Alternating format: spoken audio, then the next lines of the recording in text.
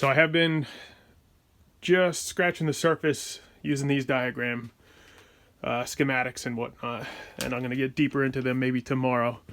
But as for what I need to keep, I think everything that's blue taped is what I'm going to be keeping. This whole separate harness here, which includes windshield wipers for the motor, windshield wiper motor, as well as the connections that used to go to the starter. Those are going to go over to my distribution block.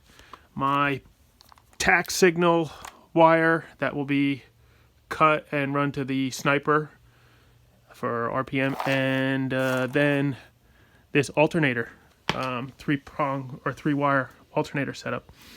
Also, in a separate harness, the main one that came from the TPI computer, fans, relays for fans, torque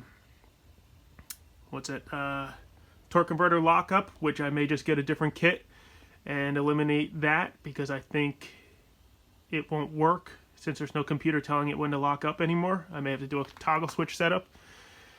And fuel pressure or oil pressure switch. Otherwise, the rest of this stuff, mass airflow sensor, idle air control, coolant temp sensor, not sender. Let's see, idle air control, all the 9 injectors, 8 injectors plus the 9th cold start. I think all that can get eliminated.